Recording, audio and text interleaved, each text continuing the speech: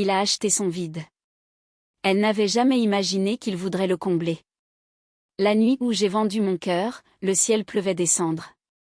La dernière cité libre du royaume de Francie, Lutèce-la-Belle, gisait en ruine sous une blessure dans la réalité qu'on appelait la faille. Tout avait commencé 3 mois plus tôt par une ligne argentée au-dessus de la cathédrale Notre-Dame, une couture qu'aucun sortilège ni aucune prière n'avait pu refermer. Puis elle s'était élargie. De sa bouche hurlante jaillirent des choses sans nom, lambeaux d'anciens dieux, souvenirs faits chair, fins dotées de crocs.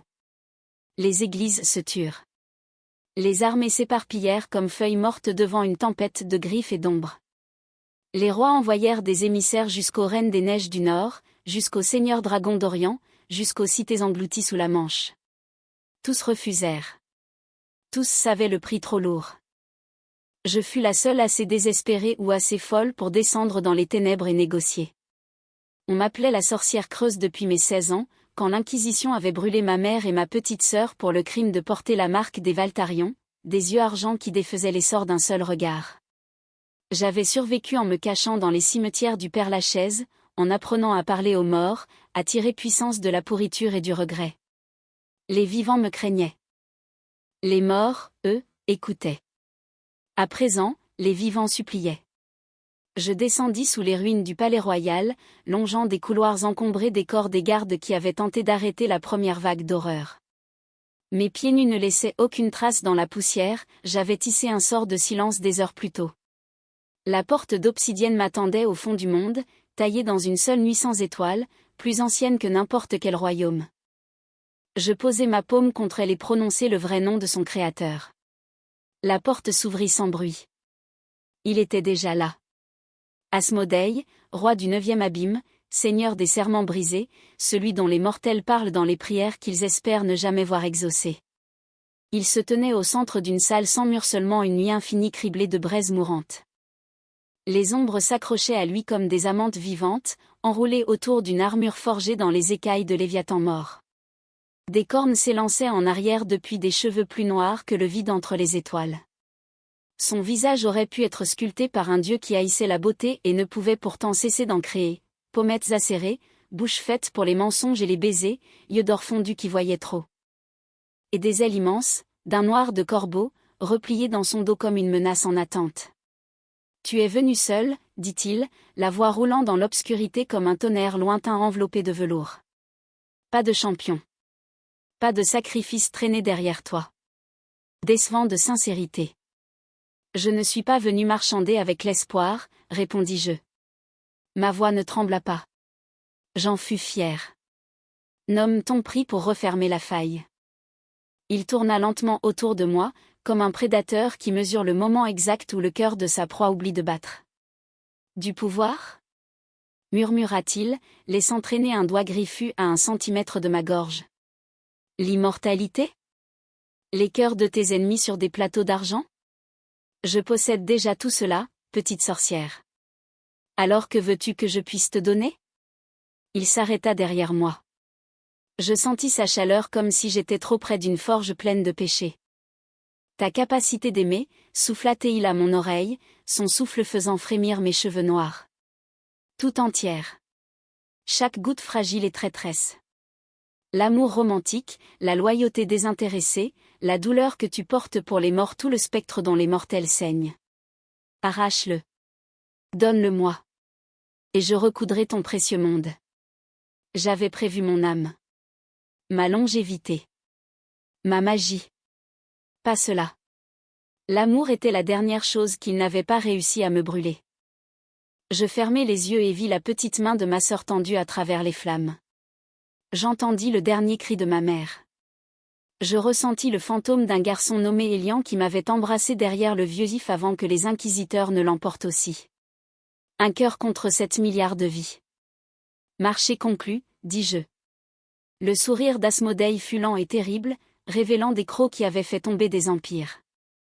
Le contrat n'exigea pas de parchemin.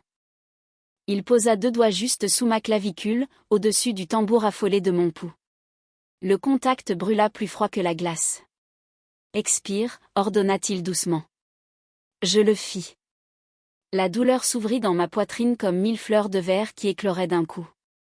Je hurlai tandis qu'il tirait non pas la chair, mais quelque chose de lumineux et vivant.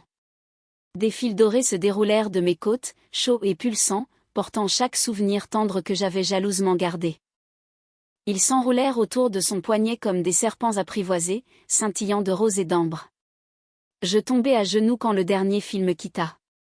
Le vide fut immédiat et absolu. Le monde s'assombrit. Les couleurs s'écoulèrent. Le visage de ma mère devint un croquis dont je ne ressentais plus rien. Le baiser d'Élian se changea en cendre sur ma langue. Même la haine que j'avais portée à l'Inquisition disparut. J'étais un vase récuré à blanc. Au-dessus de nous, bien au-delà de la pierre et du ciel, la faille poussa un cri blessé. Ses bords commencèrent à se ressouder, un feu noir refermant la déchirure avec une efficacité brutale. Asmodée étudia le lacis lumineux dans sa paume avec quelque chose qui ressemblait presque à de la révérence. Magnifique, murmura-t-il en le tournant dans tous les sens. Alors voilà ce qui pousse les mortels à se détruire siècle après siècle. Il le broya. La lumière jaillit entre ses doigts, puis s'enfonça dans sa peau comme la pluie dans une terre aride. Ses yeux flamboyèrent plus fort un battement de cœur, pupilles dilatées comme s'il avait goûté quelque chose d'interdit et d'addictif. Je me relevai sur des jambes qui semblaient empruntées. « Emmène-moi à ma cage, dis-je, la voix plate et sereine. Un marché est un marché. » L'espace d'un instant fugace, quelque chose d'illisible traversa son visage parfait surprise, peut-être, ou la première ombre du regret.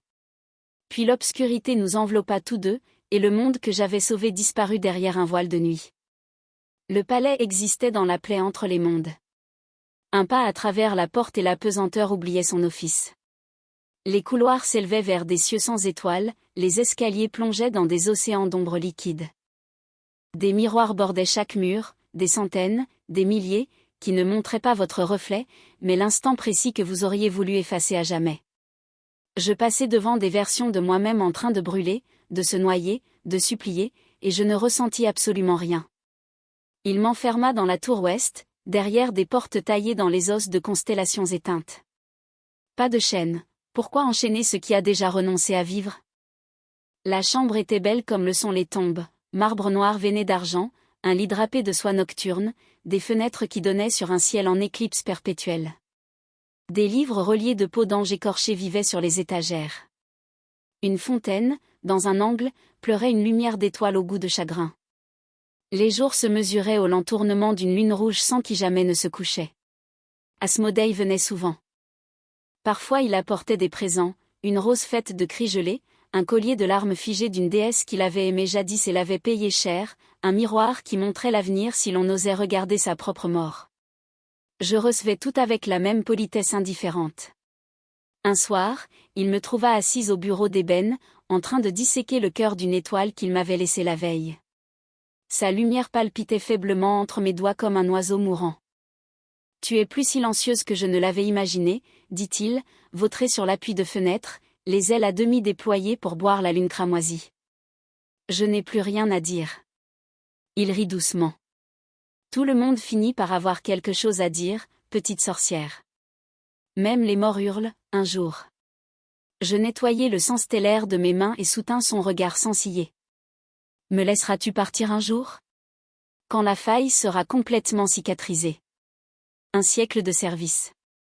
Ensuite tu seras libre, creuse, mais libre. » Un siècle n'était qu'un battement de cœur pour quelqu'un qui avait déjà survécu à tout ce qu'elle avait aimé. Il se leva, les ombres s'amassant à ses pieds comme des chiens dociles. « Demain, dit-il, je te montrerai la bibliothèque qui dévore les souvenirs. Cela te plaira peut-être. » Il partit sans attendre de réponse. Cette nuit-là, je me tins à la fenêtre et regardai la lune rouge saigner. Quelque chose remua dans le creux où mon cœur avait été. Pas de chaleur. Pas de désir. Une faim froide, précise. La faim de voir quelque chose de beau se briser. Je souris pour la première fois depuis le marché. Les miroirs du palais frémirent, comme s'ils l'avaient senti aussi. Je commençai à éprouver les barreaux de ma cage avec la patience de la pourriture. Le palais était vivant, et les choses vivantes peuvent être séduites. Je chantais aux ombres dans la langue des tombes. Je murmurais au miroir dans l'idiome des serments rompus. Je laissai tomber des gouttes de mon sang sur les seuils et regardai les portes oubliées qu'elles devaient rester fermées. Asmodée s'en aperçut la 17e nuit. J'étais agenouillé dans la salle des échos, paume contre un sol qui reflétait des ciels infinis, en train d'élargir une faille dans les seaux assez grande pour laisser passer une seule plume de corbeau. Sa présence arriva comme un front d'orage, pression soudaine, odeur d'ozone et de soufre. Tu complotes déjà? Sa voix était soit posée sur acier. Je ne me relevai pas, je survis. Il traversa la salle en 3 enjambées et me souleva par la gorge, sans serrer, juste pour me rappeler à quel point cela aurait été facile. Tu as promis l'obéissance. J'ai promis le service, corrigeai-je calmement. Il y a une différence. Son pouce effleura le bond affolé de mon pouls. Quelque chose de sombre et d'émerveillé passa dans ses yeux d'or. Tu devrais avoir peur de moi, dit-il plus bas. Je ne peux pas. Tu as volé la partie qui le pouvait. L'espace d'un battement de cœur, le palais retint son souffle. Puis il me lâcha si brusquement que je trébuchai. Il disparut dans un tourbillon de cendres et de rage. Cette nuit-là, une seule plume noire apparut sur mon oreiller, encore tiède de son aile.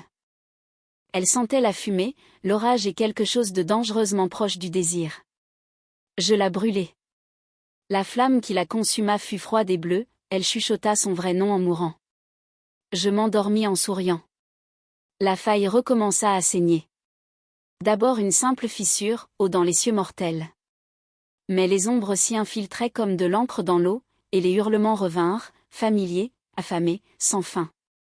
La colère d'Asmodée ébranla les fondations du palais. Il massacra 3 de ses propres ducs dans la salle du trône quand ils lui apportèrent la nouvelle, peignant les murs d'un ichor qui criait en touchant le sol. Je regardais depuis la balustrade au-dessus, imperméable à l'horreur, à la pitié ou au triomphe. Tu as menti, dis-je quand le dernier corps cessa de tressauter. Tu avais juré que le marché tiendrait éternellement. Il se retourna, les yeux de brasier jumeaux. Il aurait dû. Gronda-t-il, les ailes déployées assez larges pour éclipser la lune de sang. L'amour est la chaîne la plus solide qui soit. Je t'ai pris le tien, librement offert, et j'en ai forgé le sceau moi-même. Je descendis l'escalier lentement, pieds nus silencieux sur le marbre glissant de sang démoniaque. Peut-être, dis-je en m'arrêtant juste hors de portée, qu'un amour librement offert n'est pas la même chose qu'un amour arraché. Il se figea. Que dis-tu? Que peut-être tu n'as pas pris l'amour du tout. Peut-être seulement son écho. Et les échos s'estompent. Sa main jaillit, doigts emmêlés dans mes cheveux, rejetant ma tête en arrière assez violemment pour exposer ma gorge. Si le seau se brise, souffla-t-il contre ma peau, tout meurt. Toi y compris. Alors répare-le, murmurai-je. Ou tue-moi maintenant et qu'on en finisse. Sa bouche plana au-dessus de mon pouls, chaude, furieuse, tremblante. Pendant une seconde impossible, je crus qu'il allait mordre et tout terminer. Au lieu de cela, il me relâcha et disparut. Mais la faim dans mon creux avait maintenant des dents. Et pour la première fois, elle goûta sa peur.